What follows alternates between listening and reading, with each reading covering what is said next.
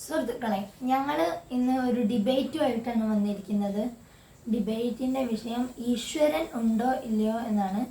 ഇതിൽ അപ്പോൾ പങ്കെടുക്കുന്നത് ലതാംഗി ജി കൃഷ്ണനും വാകൃത്തി ജി കൃഷ്ണനുമാണ്. അപ്പോൾ ഇതിലെന്താണ് അഭിപ്രായം പറയാനുള്ളത്? എൻ്റെ വിശ്വാസം ദൈവം ഉണ്ടെന്നാണ്. കാരണം എല്ലായ്പ്പോഴും ദൈവത്തിനെ പ്രാർത്ഥിക്കുന്ന ആളാണ് ഞാൻ. എപ്പോഴും ദൈവം ഉണ്ടെന്ന് വിശ്വസിക്കുന്ന ഒരാളാണ് ഞാൻ. അങ്ങനെ കുറേ കാരണങ്ങളുണ്ട്. ശരിക്ക് ഈ ദൈവമൊന്നും ശരിക്കില്ല. കാരണം ഈ നിങ്ങളിപ്പോൾ ദൈവത്തിനെ തൊഴാൻ പോയി, അതിൽ ഏതെങ്കിലും ആഗ്രഹം നിങ്ങൾക്ക് ഇപ്പോൾ സാധിച്ചു തന്നിട്ടുണ്ടോ? ഇല്ലല്ലോ. ഇതിപ്പോൾ ഞാൻ പരീക്ഷയ്ക്ക് ജയിക്കണം എന്ന് വിചാരിച്ച് ദൈവത്തിനെ തൊഴുതു. പരീക്ഷയ്ക്ക് നമ്മൾ പഠിച്ചാൽ നമ്മൾ ജയിക്കും, അല്ലാതെ താൻ ബാധി ദൈവം ബാധി എന്ന് പറഞ്ഞ ഒരു ഇതുമില്ല. നമ്മൾ എന്താണോ ചെയ്യുന്നത് നമ്മൾ പഠിച്ചു കഴിഞ്ഞാൽ നമ്മൾക്ക് ജയിക്കാൻ പറ്റും. നമ്മൾ പ്രയത്നിച്ചു കഴിഞ്ഞാൽ നമുക്ക് എന്തും നേടിയെടുക്കാൻ പറ്റും. അതിന് ഒരു ദൈവത്തിൻ്റെ സഹായം വേണ്ട.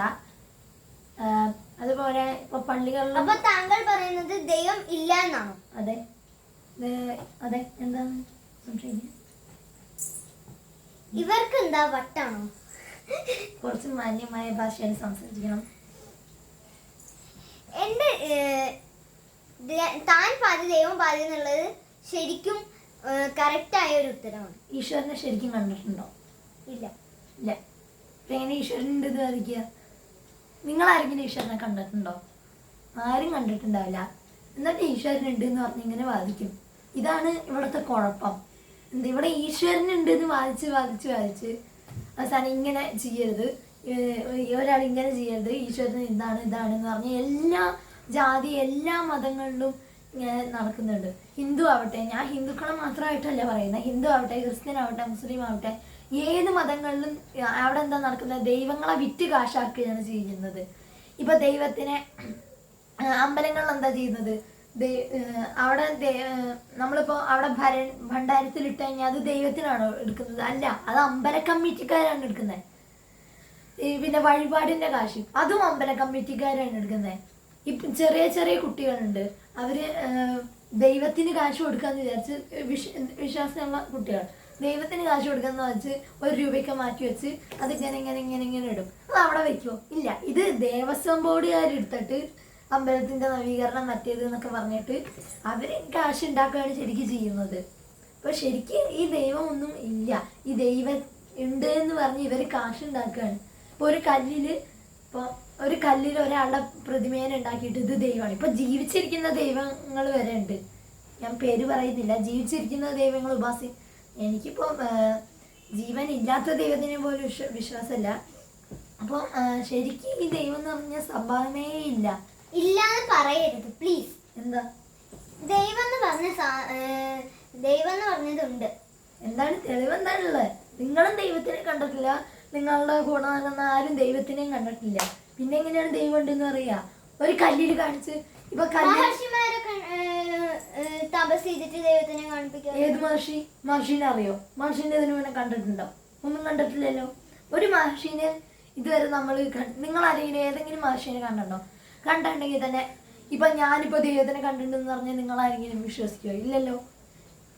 ഇത് ഇവിടെ നടക്കുന്നത് വിശ്വാസ വഞ്ചനയാണ്. നമ്മൾ ദൈവത്തിന് ഒരു കാര്യം ഏൽപ്പിച്ചിട്ട് ദൈവം വല്ലതും ചെയ്തു തരുന്നുണ്ടോ? ഒന്നും ചെയ്തു തരുന്നില്ല. നമ്മൾ വിശ്വസിച്ച് ഏൽപ്പിച്ചത് പോലും ദൈവം ചെയ്തു തരുന്നില്ല. ഇതാണ് ഞാൻ പറയുന്നത്. ഇവിടെ ദൈവം ശരിക്കും ഇല്ല. ദൈവം ഉണ്ട്. തെളിവെന്താണ്? തെളിവാണ് ഞാൻ ചോദിച്ചത്. അമ്പലത്തിലുള്ള ഓരോ എന്താ പറയാ വിഗ്രഹങ്ങൾ ഇപ്പൊ എന്റെ വിഗ്രഹം എനിക്ക് ശിവന്റെ വിഗ്രഹം ശിവൻ വന്നുണ്ടാക്കിയതെന്നാണോ വിചാരിക്കുന്നത്?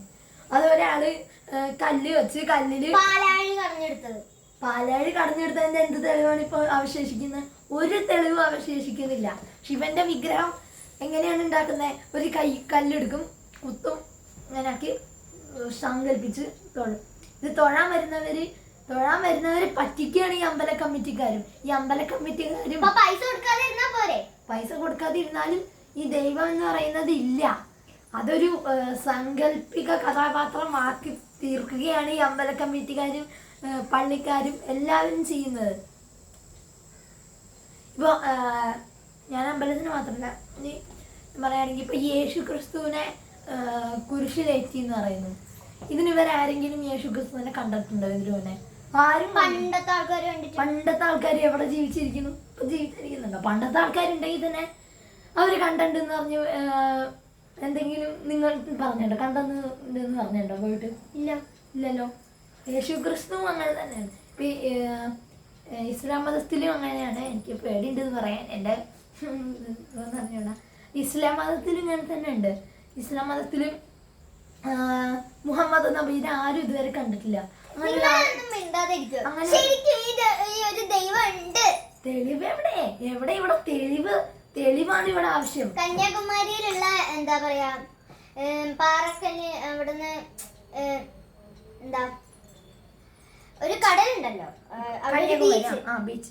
ആ ബീച്ചില് നമ്മള് തോണിയിൽ തുടങ്ങൂല്ലേ, എന്നിട്ട് അവിടെ ഒരു പാറയില്ലേ, വിവേകാനന്ദ പാറ. ആ വിവേകാനന്ദ പാറയിൽ ഒരു കാല് അവിടെ വെച്ചിട്ടുണ്ടല്ലോ. അത് ദൈവം തന്നെ. എന്താണ് ഉറപ്പ്? എന്താണ് ഉറപ്പുള്ളത്? എന്താണ് ഉറപ്പുള്ളത്? ഇപ്പൊ എന്റെ കാലിൽ ചെളി, ഇപ്പൊ എന്തായാലും ദേവിയാണ് അങ്ങോട്ട് വന്നെന്ന് വെച്ചാൽ കടലിൽ കൂടെ നീന്തിട്ട് വരണം. അന്നത്തെ കാലത്ത് ബോട്ടിംഗ് ഒന്നുമില്ല. അപ്പൊ ദേവിയാണ് ഇല്ല, ദേവി ഇല്ല എന്നാണ് ഞാൻ പറയുന്നത്. ഇനി ആണെങ്കിൽ തന്നെ കാലിൽ ചെളി ആയത് അവിടെ ആണെങ്കിലോ ഇത് ദേവി അല്ല. അതായത് വേറെ വല്ല മുക്കുവാനോ അവിടെ വല്ലതും കാല് പതിച്ചിട്ട് ഇപ്പൊ അത് വിവേകാനന്ദന്റെ കാൽപ്പാട് തന്നെയാവും. അതിനെ ആരാധിക്കുന്ന ആൾക്കാരാണ് നിങ്ങൾ. അപ്പോൾ നമ്മുടെ ഇന്നത്തെ ഡിബേറ്റ് കഴിഞ്ഞിരിക്കുകയാണ്. അപ്പോൾ നമ്മുടെ ഈ ചാനൽ ഇഷ്ടപ്പെട്ട് കഴിഞ്ഞാൽ ലൈക്ക് ചെയ്യുക, ഷെയർ ചെയ്യുക, സബ്സ്ക്രൈബ് ചെയ്യുക. ബൈ.